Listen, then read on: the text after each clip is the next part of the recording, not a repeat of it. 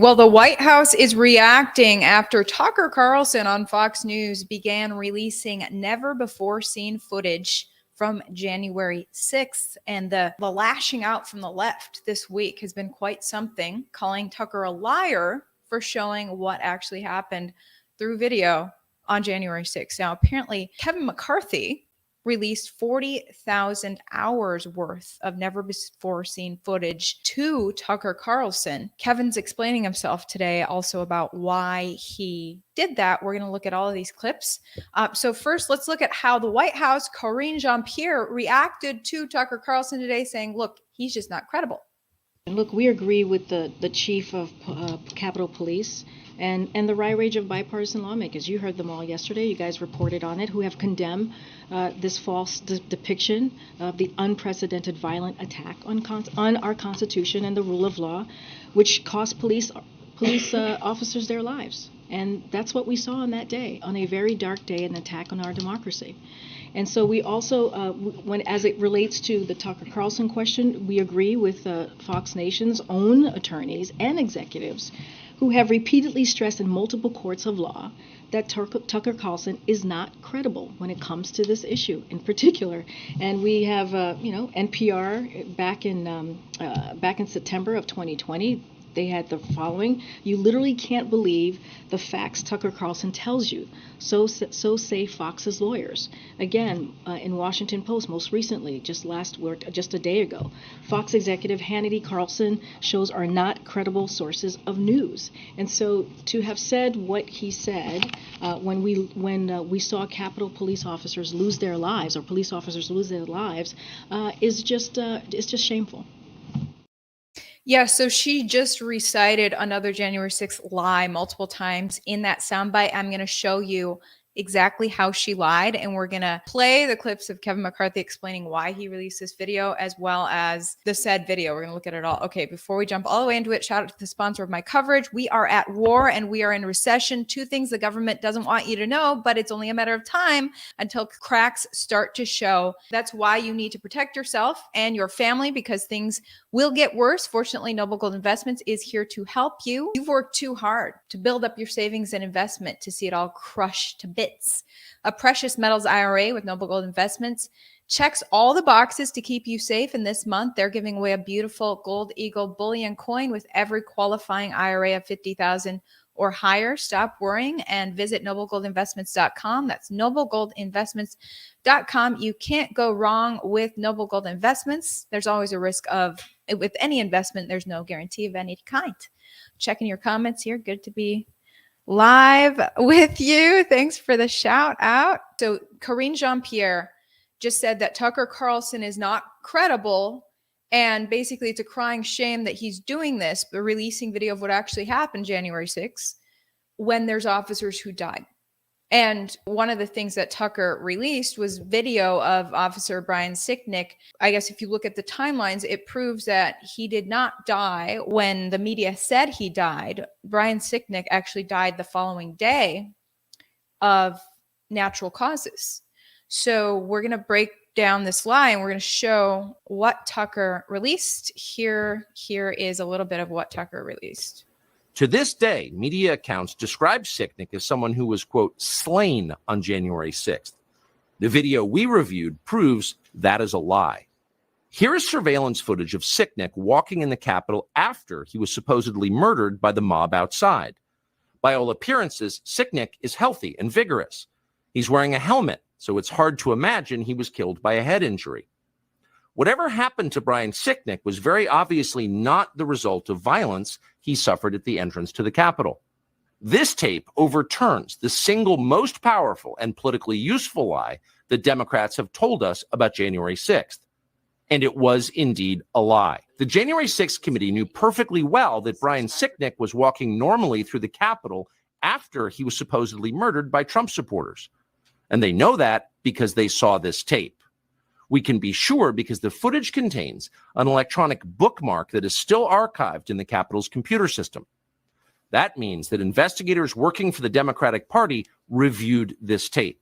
They saw it, but they refused to release the tape to the public. Why? Because this tape would shatter the fraud they were perpetrating on the country. because hiding the truth served their political interest. They lied about the police officer they claimed to revere. If they were willing to do that, then their dishonesty knew no limits. Yep. So let's look at the New York Times' own reporting of the truth about this lie. Brian Sicknick, if you watch mainstream media, you've heard over and over that there was a list of police officers that died at the hands of January 6th protests. That's a blatant lie. And even the New York Times broke down the truth, at least in one article. Here's the New York Times article. These are the people who died in connection with the Capitol riot. You go down to the section about the police officers. It says in the days and weeks after the riot, 5 police officers who had served at the Capitol on January 6th died. Officer Brian Sicknick of Capitol Police, who was attacked by the mob, died January 7th. Officer Jeffrey Smith killed himself after the attack. Officer Howard Liebengood also died by suicide 4 days later. So they mentioned 2 cop suicides. And then in the months to follow, there were more cop suicides, and the media is bunching all those cop suicides and somehow trying to attach them to January 6th. But then they go on to talk about Brian Sicknick. It says the Capitol Police had previously said that Officer Sicknick died from injuries sustained while physically engaged with protesters. The Washington Medical Examiner later ruled that he had died of natural causes. Multiple strokes that occurred hours after Officer Sicknick had the confrontation with the mob. Like they said, they mentioned right here, it was January 7th that Sicknick died of strokes. Now, he doesn't look like the type of guy to have a stroke, but if we look at the timeline in history there, January 6th was nearly a month after that new pharmaceutical began getting shot into the arms of every American. The first people prioritized to get that new pharmaceutical was law enforcement, first responders, and medical professionals. When I went December 15th, 2020, when I was sent to cover the very first sticks in the arm of the new pharmaceutical, I was looking at first responders getting that thing in the arm. So was Sicknick's death actually associated with an experimental pharmaceutical? That's my question. He had multiple strokes on January 7th, but to this day, the media continues to lie to you. And Karine Jean-Pierre, the White House's own press secretary, reciting multiple times that same lie that police officers died at the hands of January 6th protesters. Thanks for the super chat. Kevin, happy International Women's Day to my favorite independent journalist. Yay, it's Girls' Day. Oh, shout out to my friend Gary Franchi, the Next News Network. Karine Jean-Pierre is the greatest content generator since Jen Psaki. Ain't that the truth? Everyone go support Next News Network. YouTube is after them. YouTube is trying to shut them down for some reason, which is a horrible thing. It's what we all fear as journalists and content creators, all the censorship. And YouTube has their eyes on Next News Network right now, demonetizing them. So anyway, I want to show another clip of what Tucker Carlson released. He had his staff sifting through this 40,000 hours of video footage and brought out some key clips that, show that the media has actually been quite deceptive. And in regards to Jacob Chansley, especially, who went on to be the face of January 6th. For these crimes, Chansley was sentenced to nearly 4 years in prison, far more time than many violent criminals now receive. What did Jacob Chansley do to receive this punishment? To this day, there is dispute over how Chansley got into the Capitol building. But according to our review of the internal surveillance video, it is very clear what happened once he got inside. Virtually every moment of his time inside the Capitol was caught on tape. The tapes show that Capitol Police never stopped Jacob Chansley. They helped him. They acted as his tour guides. Here's video of Chansley in the Senate chamber. Capitol Police officers take him to multiple entrances and even try to open locked doors for him. We counted at least 9 officers who were within touching distance of unarmed Jacob Chansley. Not one of them even tried to slow him down. Chansley understood that Capitol Police were his allies. Video shows him giving thanks for them in a prayer on the floor of the Senate. Watch. Thank you, Heavenly Father, for giving the inspiration needed to these police officers to allow us in this building. Contrast the reality of what Jacob Chansley did in the Capitol building on January 6th, the indisputable facts recorded on video, some of which has never before been seen, with the depiction of Jacob Chansley that you've seen in the media for more than 2 years. He's a terrorist, they said. He should be killed. Shoot him. Shoot him. Like, you burst into the United States, if he was dressed like bin Laden, would you have shot him? Shoot him. Shoot him.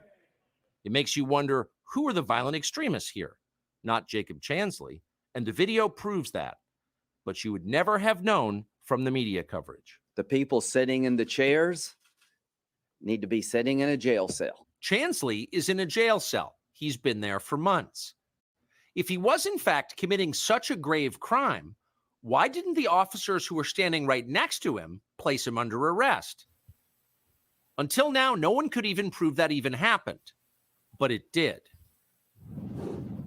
Yep. So there is that undeniable video of police escorting him around, trying to open doors for this guy. And he was supposedly the leader of the terrorism at the Capitol. And to this day is sitting in a jail cell and will be in a jail cell for about 4 years. Like Tucker said, it is outrageous that that happened to this guy who was completely peaceful and becoming besties with police on that day, as the video proves. You can't find a single video of Jacob Chansley actually being violent. In fact, he was trying to shut down criminal activity. There's footage of him trying to stop someone from stealing something from the break room in the Capitol. And I first became aware that something was up with Jacob Chansley's story, that there was a mass censorship and propaganda effort behind his story when I took a look at his story in 2021, shortly after I'd freed myself from fake Fox. I saw something about his criminal charges, and I started to look for footage and say, what did he do that was criminal? And I was trying to find footage, and what I actually found contradicted what he was being accused of. And I actually posted what I found on Twitter and Instagram. The video was instantly censored. Instagram had an algorithm against Jacob Chansley already in place so that it could detect when certain videos that would prove him innocent got uploaded to Instagram, that they could be knocked off. I was stunned. My video was instantly censored. And that made me say, I really need to dive into the story, do the story justice, and find the truth about this guy, because it's not just one guy. He represents a lot of Americans. And so I covered his story in depth. I had to upload it on Rumble because the footage in this piece right here is forbidden on all mainstream social media platforms. So definitely check out my Rumble, guys. I don't shout it out enough. Hopefully we can all migrate over to Rumble. I saw Steven Crowder officially did, and that's really exciting if we can all migrate there. Most of my viewers are still on YouTube, so I can't fully migrate. But when that time comes, I would love to, because Rumble is where it's at in regards to free speech. Anyway, this is a very compelling, in-depth report on Jacob Chansley, the man who became the face of January 6th. I can't believe it has over 700,000 views on Rumble. I have linked this exclusive report of mine with never before seen footage down in my description if you want to see the real truth about Jacob Chansley, that this week the White House and Senate Majority Leader Chuck Schumer are gaslighting us about. So Chuck Schumer this week is urging Rupert Murdoch, owner of Fox News, to censor Tucker Carlson. Unbelievable. Take a look at this. These lies continue tonight. Rupert Murdoch, who has admitted they were lies and said he regretted it, has a special obligation to stop Tucker Carlson from going on tonight, now that he's seen how he has perverted and slimed the truth, and from letting him go on again and again and again. not because their views deserve such opprobrium, but because our democracy depends on it. Talk about gaslighting, perverting the truth by showing actual video of what happened. Wow, I have no words. Anyway, so in response to that, in typical Tucker fashion, Tucker Carlson actually invited Chuck Schumer to come right on his show. Let's talk about how I'm perverting the truth. So last night, Chuck Schumer responded on Twitter this way. He said, I was invited on Tucker Carlson's show. I will agree to go on after Tucker Carlson admits to his viewers live on air that he has been lying to them about the 2020 election and about what happened on January 6th. So that's his way of declining, because of course Tucker's not going to say he was lying. Who's lying when we're actually just showing the video, huh?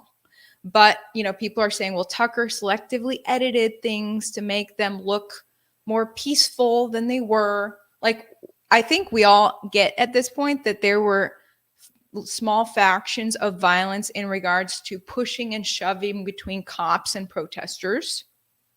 And at certain points, certain protesters did throw projectiles at police, objects. Nobody actually had weapons. And then police definitely threw things at protesters, the flashbangs, and things, tear gas, things like that. So, there were small factions like that. But what's not seen is key figures like Jacob Chansley, who is supposedly the ringleader, actually just chilling with police, following police's lead, moseying around, not doing a stitch of violence, and they call him the ringleader somehow. So this is the stuff Tucker is dispelling, as well as the cop who supposedly died at the hands of protesters, yet after whatever was thrown at the cop is clearly fine, doing his job in the Capitol. So he's dispelling some key things. He's not saying that every single person was peaceful. There was a small faction of people who got a bit violent with police. Nobody murdered a cop, though. That's a lie that the media is telling you. Anyway, so Kevin McCarthy is the guy who leaked the 40,000 hours of footage to Tucker Carlson, and people are asking Kevin today, they were asking him, why did you do that? And he's explaining himself. Do you regret giving him this footage so he could whitewash the events of that day? No, I said at the very beginning, transparency. And so what I wanted to produce for everybody is exactly what I said, that people could actually look at it and see what's gone on that day. Was this in any way part of the deal that you made to win the speakership, to specifically give the content to No, the Tucker? answer is no. And if you follow, I'm not sure if you were there the times before, I got asked the question in a press, what I would do in the process. I've watched on January 6th committee how it was only politically driven. Now, on the January 6th committee, you couldn't, the minority side wasn't allowed to put people on. And I just thought it was fair if someone asked me the question, just transparency. So what I tried to do is be able to release the information, which we'll do to everybody. I worked with the Capitol Police. I asked them for any clips on the way that they had concern with the security level. Only one of the clips did, and we were able to change that. An interesting thing the Capitol Police told us when we went through this is that January 6th never asked them about that, the security. The January 6th committee never asked about these clips. So apparently the only people who had seen these clips prior, who had full access to these 40,000 hours, were the January 6th committee and the Capitol Police themselves. And so the committee actually, he's saying, never asked permission from police on certain clips that might be sensitive about security issues. But it's just interesting, like Tucker pointed out, that the committee did look at key footage of Brian Sicknick, thumbnail, bookmarked it, and then proceeded to lie about it. That's pretty evil. So I guess Schumer is not going on Tucker's show, but there is a lot of controversy in regards to Fox News right now, with Chuck Schumer urging Murdoch to not let Tucker proceed any further with the video footage. We have a top government official pressuring a top media outlet towards censorship. Now, Fox News is, they're fine with censoring important truths if they feel that it will benefit them in some way. And when a top government official says, you better censor this, logically the owner of a media company would say, I probably should. I don't want retribution from the government. So we'll see if Murdoch forces Tucker to stop letting these videos out, but Tucker's the hardest one at Fox to censor. Anyway, it's interesting that Steve Bannon actually called out Fox News and Murdoch really harshly at CPAC last week. Apparently Fox was not going to air the footage of Trump's speech at CPAC. And so Bannon lashed out at Fox on the stage, called out the Murdochs as a bunch of foreigners. They're from Australia. They're not even American. Literally, Fox News and Fox Corp is run by foreign nationals. So anyway, Bannon laid into them. I just want to play a couple of Bannon's clips. We've had the oligarchs on the Republican Party, the big hedge fund guys making $16 billion a year, Ken Griffin and Mitch McConnell and Rupert Murdoch. They have they have told you that Donald J. Trump is not going to be the president of the United States. Don't fall for the primary stuff. You have really good and decent people. Governor DeSantis, Mike Pompeo, Tim Scott. You have Nikki Haley. That's all fine. It's not relevant. We don't have time for on-the-job training for a man that gave us 4 years of peace and prosperity. He makes a really logical, basic point there that Trump had the on-the-job training in his first 4 years. He hadn't been in politics at all, and he got it down. And even though he was so inexperienced in politics, he actually improved our economy dramatically. And we had peace, and now there's chaos and a terrible economy. And so the difficulties Trump had in his first 4 years, he probably won't have those now that he knows how this political game works. He knows how DC works. So if we can get him back there, he can achieve even more. But Bannon is not bashing Trump's opponents like DeSantis. They're all great people, but why not pick the guy who's up to speed on how to be president, because he just got done being president for 4 years. Great point by Steve Bannon as he trashed the Murdochs and Fox. Here he goes again.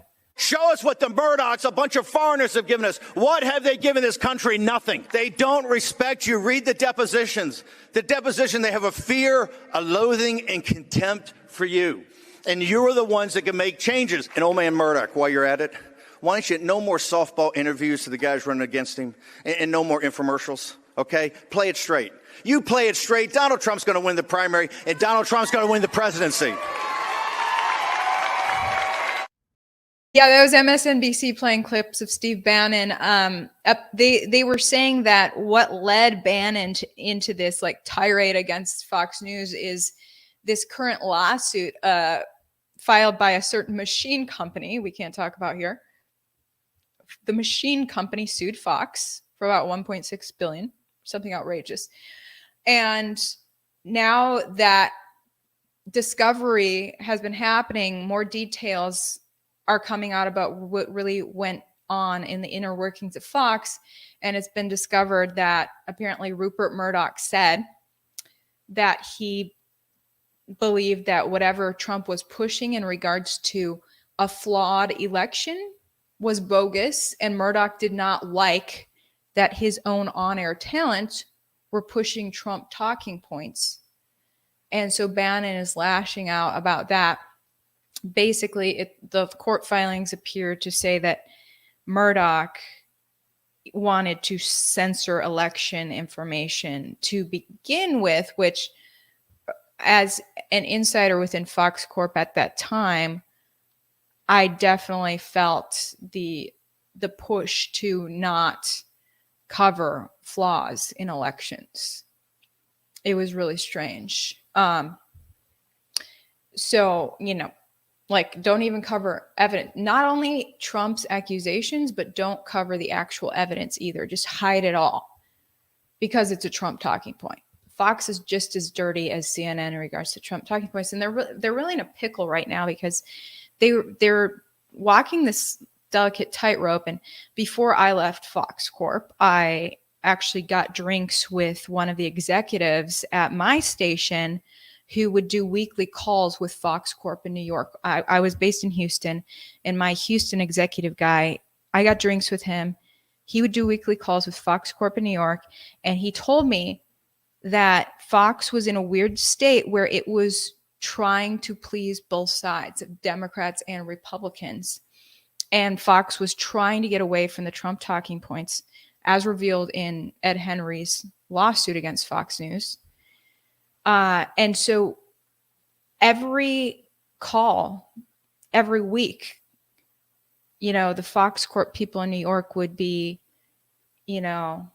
left and right and left and right. And it was so weird politically to him. He was expressing this to me, which made perfect sense as to certain things that I was censored from covering, certain questions I wasn't allowed to ask because they were associated with Trump talking points. And Fox suddenly had this policy to get away from Trump talking points as exposed in Ed Henry's lawsuit against Fox News. So that is the background. So now that lawsuit, I'm just going to throw this out there too, because it's in the headlines today. The lawsuit also, the media is claiming that the lawsuit filed by the machine company against Fox has released Tucker Carlson text messages of Tucker saying that he hates Trump passionately. The Hill is reporting this. They did not, they quoted Tucker, but they did not show the actual text messages. Who did show copies of text messages? Stu Peters, independent journalist. I'll show you what he posted this on his Telegram. You can see there. This is it looks like it's a recreation of what Tucker was texting as released in the legal filings against Fox. Tucker says, quote, "We are very, very close to being able to ignore Trump most nights. I truly can't wait." The undisclosed person he's texting says, "I want nothing more. It does feel very close. I imagine things will get nice starting around mid-February." That's when Biden takes over. Why the heck are these people at Fox looking forward to Biden taking over? Especially Tucker. Tucker, we all know, is not a Biden fan. Strange. And then it goes on to say, quote, "I hate him passionately." Tucker saying, "I hate Trump passionately. I blew up at Peter Navarro today in frustration. I actually like Peter, but I can't handle much more of this." That just seems fake AF to me, honestly. I can't imagine Tucker Carlson saying that in the text. I need more proof that that's legitimate, but the media is reporting that this is what was released in court filings. Tucker's secret text. Did Tucker really text that? What do you guys think? It's freaking hard to believe. Yeah. So that is what I wanted to catch you guys up on today. I'm just checking your comments. Yeah. You guys are naming the machine company properly. I can't name it here because I almost got kicked off of YouTube. If we can get over to Rumble, let's do that. So go subscribe to my Rumble. And I appreciate all of your support here on YouTube as well, because we are making a dent on YouTube too. So appreciate it. All right, guys. Have a good one. It's good to be back. I've been away for a minute. I could talk about why I've been away from my YouTube, but maybe we'll get into that in my next show. We'll talk to you guys later. Have a great Wednesday. Bye.